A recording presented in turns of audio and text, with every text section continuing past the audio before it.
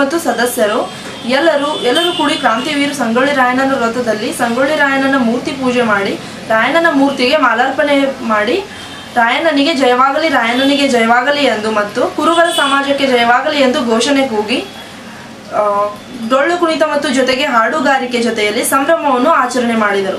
ಕುರುಬರ ಸಮಾಜಕ್ಕೆ ವಿಶೇಷವಾದ ಸವಲತ್ತುಗಳನ್ನು ಕೊಡಬೇಕೆಂದು ಜಿಲ್ಲಾಧಿಕಾರಿಗೂ ಕುರುಬರ ಅಧ್ಯಕ್ಷರು ಸುಧೀರ್ ರಾಯಣ್ಣನ ವ್ರತದಲ್ಲಿ ಭಾಷಣ ಮಾಡಿದರು. ಅರಣ್ಯದಲ್ಲಿರುವ ಹಿಂದುಳಿದ ಜನಾಂಗಕ್ಕೆ ಕಾಯಂ ರಹವಾಸಿ ಅವಕಾಶ ನೀಡಬೇಕೆಂದು ಜಿಲ್ಲಾಧಿಕಾರಿ ಎನ್ ರಾಮ್ ಅವರ ಹೇಳಿಕೆ. ಬೆಳಗಾವಿ ಜಿಲ್ಲೆಯಲ್ಲಿಯ ಕಚೇರಿಯಲ್ಲಿ ಇಂದು ವಿಶೇಷವಾದ ಸಭೆಯನ್ನು ನಡೆಸಿದರು. ಸಭೆಯಲ್ಲಿ ಎಲ್ಲ ತಾಲೂಕಿನ ಅರಣ್ಯಾಧಿಕಾರಿಗಳು ಮತ್ತು ಸಮಾಜ ಕಲ್ಯಾಣಾಧಿಕಾರಿಗಳು, ಎಲ್ಲ ತಾಲೂಕಿನ ಕಚೇರಿಗೆ ಸಂಬಂಧಪಟ್ಟ ಅಧಿಕಾರಿಗಳು ಪಾಲ್ಗೊಂಡು ಜಿಲ್ಲೆಯಲ್ಲಿಯೇ ಏನೇನು ಅಭಿವೃದ್ಧಿಗಳಾಗಿವೆ ಎಂದು ಜಿಲ್ಲಾಧಿಕಾರಿಗಳಾದ ಎನ್ ಜಯರಾಮ್ ಅವರು ಅಧಿಕಾರಿಗಳನ್ನು ಪರಿಶೀಲನೆ ಮಾಡಿದರು.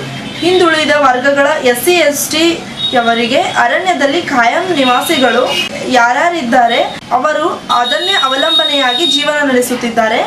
ಕಾನೂನು ಪ್ರಕಾರ ಅವರಿಗೆ ಅದೇ ಜಾಗವನ್ನು ಕೊಡಬೇಕೆಂದು ಜಿಲ್ಲಾಧಿಕಾರಿಯವರು ಸಭೆಯನ್ನು ಉದ್ದೇಶಿಸಿ ಮಾತನಾಡಿದರು.